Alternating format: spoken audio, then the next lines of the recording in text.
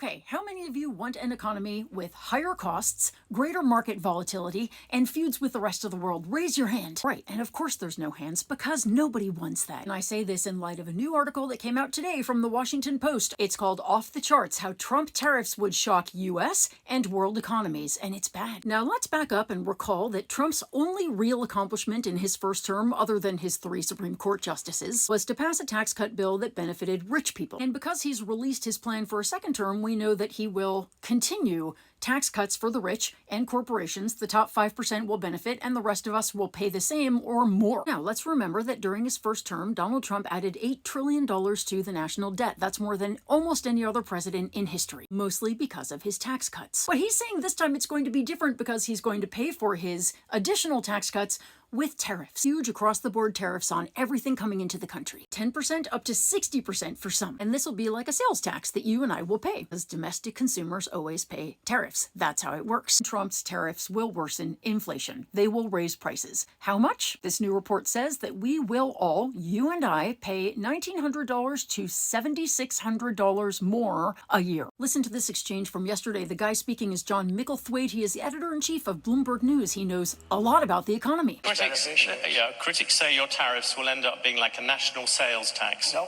Because if you have America at the moment has $3 trillion worth of imports.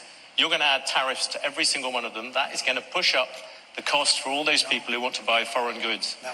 That is just simple mathematics, President Trump. That's simple mathematics. But Trump doesn't care, because the only mathematics he cares about are lower taxes for rich people. And we, the people Trump considers suckers, will pay for it. We will pay more for fruit, vegetables, coffee, groceries. Gas prices would increase by as much as 75 cents per gallon in the Midwest. Have I mentioned the stock market panic? The investment bank UBS projected that a 10% universal tariff, which is at the extreme low end of what Trump is talking about, could lead to a 10% contraction in the stock market. Bye-bye retirement portfolios. And remember, Trump is doing these tariffs to pay for his tax cuts for rich people. But even so, economists are united in saying that national debt will surge under him. So crazily high inflation, deficits that are higher than we've ever seen, all to pay for Elon Musk to have another yacht. The alternative to this, of course, is someone like Kamala Harris, who's really focused on care policies. What a concept. She's into stuff like lowering prescription drug prices. She has a long, well-documented history of fighting for consumers. She's super focused on getting grocery prices down, not up, and who also is trying to warn us. Project 2025, which is his plan if he is elected president again. Google it.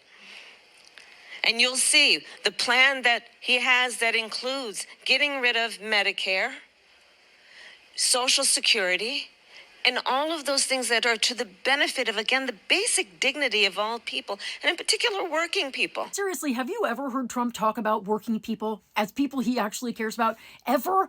Have you ever heard him do anything but insult them? I mean, come on. Donald Trump wants to build an economy that works for him and his billionaire buddies, and he doesn't care that we have to foot the bill for it. I mean, aren't you insulted? I'm insulted. I think we all just want a fair system where if we work hard, we make enough. And y'all, this is so not that. Whereas this is definitely getting warmer.